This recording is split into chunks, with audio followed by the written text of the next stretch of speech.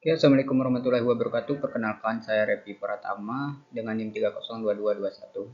Kali ini saya akan menjelaskan mengenai analisis strategis pengkajian lingkungan. Nah, analisis strategis pengkajian lingkungan sendiri bisa kita definisikan sebagai suatu proses penempatan perusahaan agar suatu perusahaan tersebut selalu berada dalam posisi strategis sehingga perkembangan dari perusahaan selalu berada pada posisi yang menguntungkan. Nah, proses dari manajemen strategi sendiri dibagi menjadi tiga. Proses yang pertama merupakan perumusan strategi atau strategi formulation. Yang kedua adalah implementasi strategi atau strategi implementation. Dan yang ketiga adalah evaluasi strategi atau strategi evaluation. Perumusan strategi bisa kita definisikan sebagai suatu proses identifikasi dan pengembangan rencana yang akan diambilkan oleh suatu organisasi atau perusahaan demi mencapai tujuan, baik itu tujuan jangka panjang maupun jangka pendek.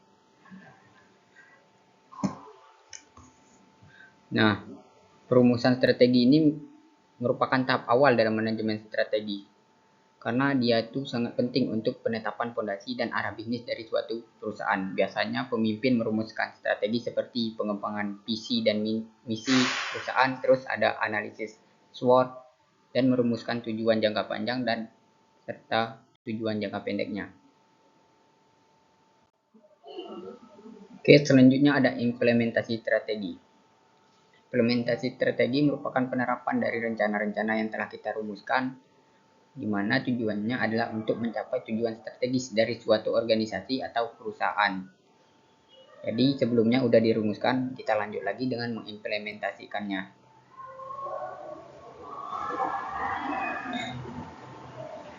Nah, tahap dari implementasi strategi sendiri membutuhkan keputusan untuk menetapkan tujuan, baik itu tujuan tahunan, terus menciptakan kebijakan, motivasi karyawan, serta mengalokasikan sumber daya. Semua keputusan tersebut tentunya bisa membantu dalam mengimplementasikan strategi agar berjalan lancar.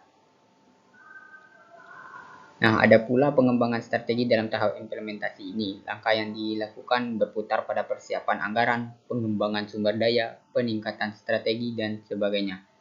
Keberhasilan atau kegagalan implementasi tentunya dipengaruhi oleh kompetensi pemimpin dalam memotivasi karyawannya.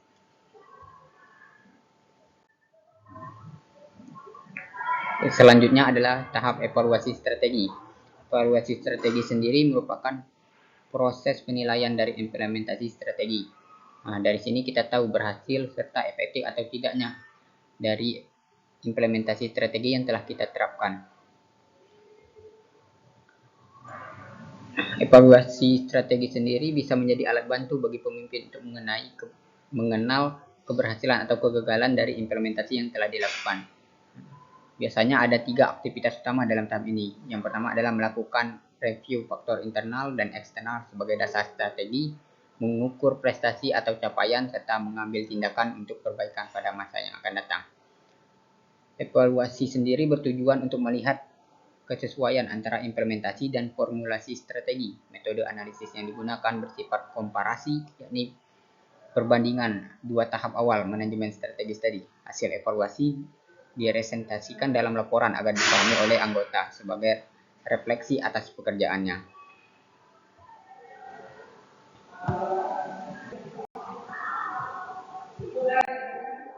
Ya, selanjutnya mengenai lingkungan eksternal. Lingkungan eksternal sendiri bisa kita definisikan sebagai faktor-faktor di luar organisasi yang dapat mempengaruhi pengambilan keputusan. Nah, lingkungan eksternal sendiri bisa memiliki dampak yang signifikan terhadap perencanaan, pengembangan, dan pelaksanaan strategis organisasi. Nah, dalam manajemen strategis sendiri, pemahaman yang mendalam tentang lingkungan eksternal sangat penting karena faktor tersebut dapat menciptakan peluang atau bisa menghadirkan ancaman bagi perusahaan. Beberapa aspek penting yang perlu diperhatikan dalam hubungan lingkungan eksternal dengan manajemen strategi. Yang pertama adalah identifikasi peluang bisnis, yang kedua adalah analisis persaingan, dan yang ketiga perubahan lingkungan, dan keempat adalah identifikasi dari ancaman.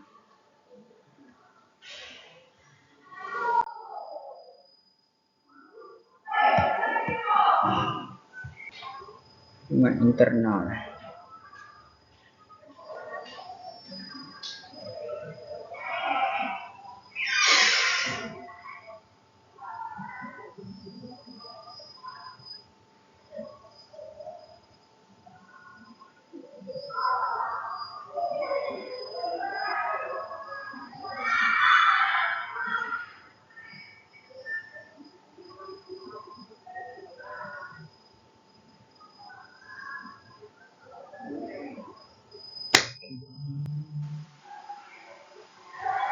belum dibalikan.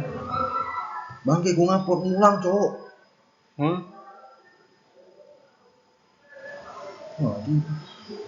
Oke, lanjut. Bismillah.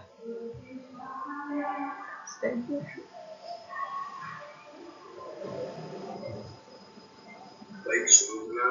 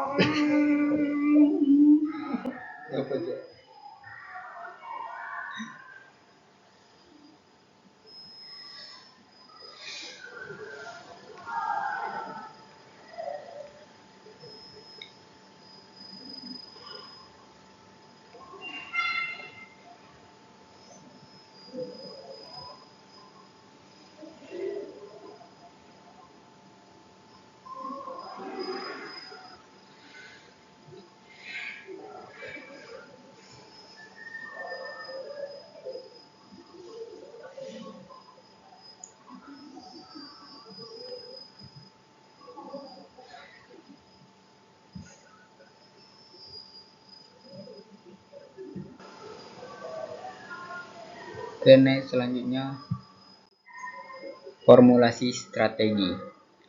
Formulasi strategi ini merupakan proses mengembangkan dan merumuskan rencana atau aksi komprehensif untuk mencapai tujuan dari organisasi atau perusahaan. Formulasi strategi ini juga melibatkan analisis lingkungan internal dan eksternal serta identifikasi tujuan jangka panjang, penentuan strategi umum, dan alokasi sumber daya yang tepat. Nah, dalam formulasi strategi sendiri, organisasi mengevaluasi informasi tentang lingkungan eksternal dan internalnya untuk mengidentifikasi peluang dan tantangan yang dihadapi. Kemudian, organisasi juga menggunakan informasi ini untuk merumuskan strategi yang efektif untuk mencapai keunggulan kompetitif dan mencapai tujuan bisnis yang diinginkan.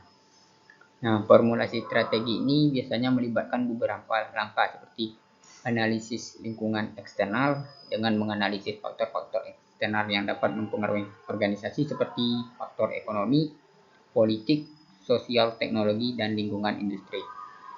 Selanjutnya ada formulasi strategi analisis dalam lingkungan internal. Nah, proses ini biasanya mencakup evaluasi sumber daya, kemampuan, kekuatan, dan kelemahan dari internal organisasi untuk memahami posisi dan potensi yang dimilikinya. Selanjutnya ada penetapan tujuan, menetapkan tujuan jangka panjang dan sasaran spesifik yang ingin dicapai oleh organisasi. Dan ada pemilihan strategis untuk memilih strategi umum yang paling sesuai untuk mencapai tujuan dari organisasi. Ini dapat meliputi seperti strategi pertumbuhan, strategi diferensiasi, strategi penetrasi pasar, atau strategi lainnya. Selanjutnya adalah alokasi sumber daya. Nah, ini meliputi penentuan dari alokasi sumber daya yang optimal untuk mendukung pelaksanaan strategi yang kita pilih. Formulasi strategi ini juga bisa dikatakan penting dalam manajemen strategis karena merupakan dasar untuk mengambil keputusan strategis dan memberikan arah bagi organisasi dalam mencapai keunggulan kompetitif. Dalam proses manajemen strategis, formulasi strategis juga memainkan peran penting dalam mengarahkan tujuan dan tindakan organisasi. Formulasi strategi ini bisa melibat analisis mendalam tentang lingkungan eksternal dan internal dari organisasi, serta mengembangkan rencana tindakan yang sesuai untuk mencapai keunggulan kompetitif.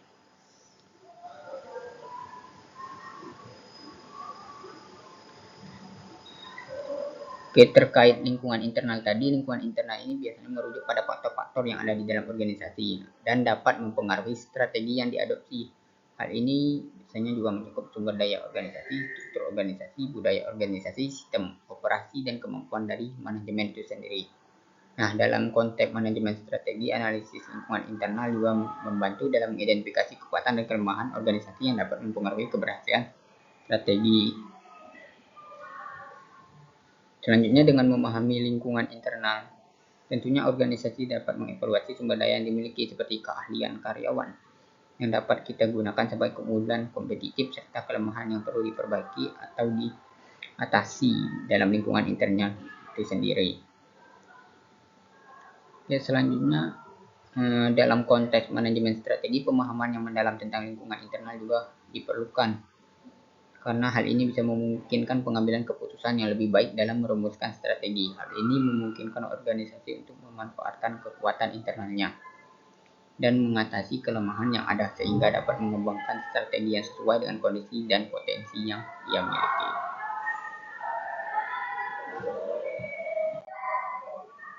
Oke, sekian pemaparan materi dari saya. Apabila ada salah kata, saya mohon maaf. Kepada Allah, saya mohon ampun. Saya akhiri. Wassalamualaikum warahmatullahi wabarakatuh. Terima kasih.